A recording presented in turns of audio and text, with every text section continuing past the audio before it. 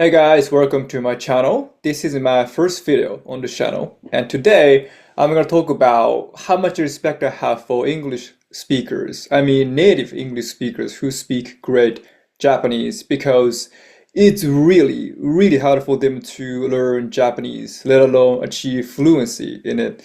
Because I'm an English speaker slash learner myself, and it's been 10 years since I got into English learning, and still, there are so many things that I don't quite get. And when I listen back to my own voice, I cringe. I'm still on the level. But on YouTube these days, I see native English speakers who speak great Japanese, like, someone like Matt, Dogen, Ananya, yeah, those people. And I'm really impressed. And here I want to talk about those people and how impressive it is to achieve fluency in Japanese for English speakers, right?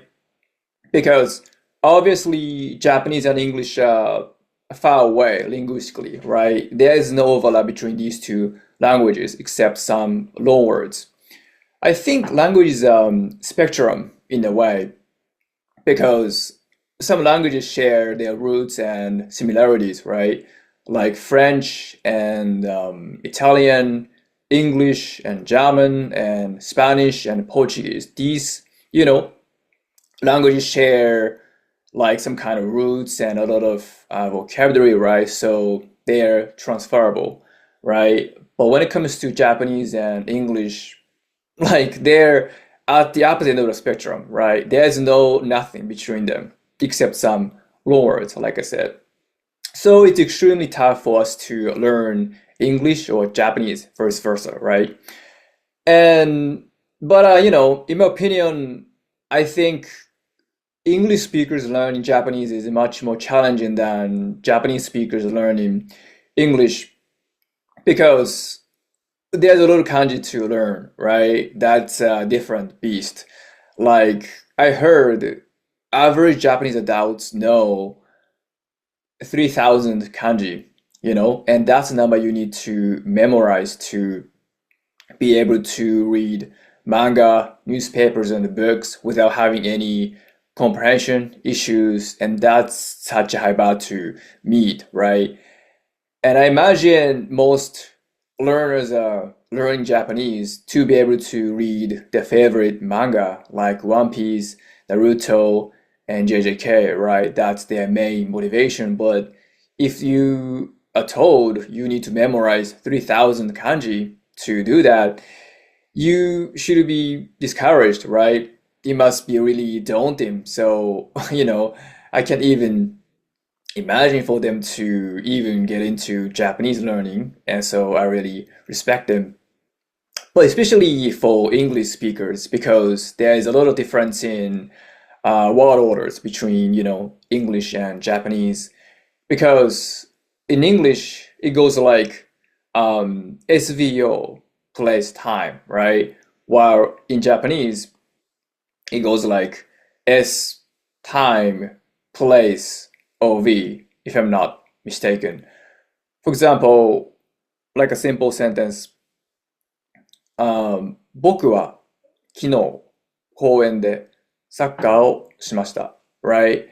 And if I had to say that line in English, I should say, I played soccer in the park yesterday, right? It's all over the place. So I think this is the biggest roadblock for English speakers to speak Japanese naturally, because it always gets in your way when you speak Japanese. You need to, figure these things out, to get used to this, right?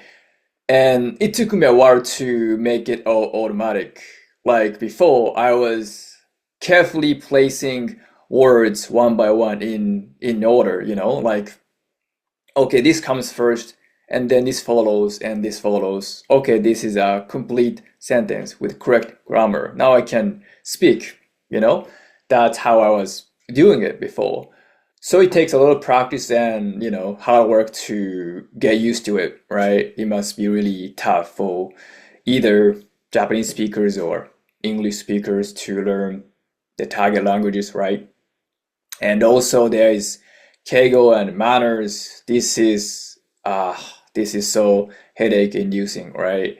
Because in order to learn Japanese, like be fluent in Japanese and blend into Japanese society, you need to be able to speak politely and act according to all these manners and etiquette, right? Because Japanese culture is all about respect and manners, like how, you know, like caring about other people, like putting other people first, like before you, right? So, these people have zero tolerance for like frowned upon behaviors, right? So you need to make sure you know everything, you know all these details, right? It must be tough because even for me, like following this all these manners and rules, it's so stressful. Like just leave me alone and let me be me, it's just suffocating even for me. And Keigo is difficult. Like I'm a native Japanese speaker, but I sometimes make mistakes in business settings.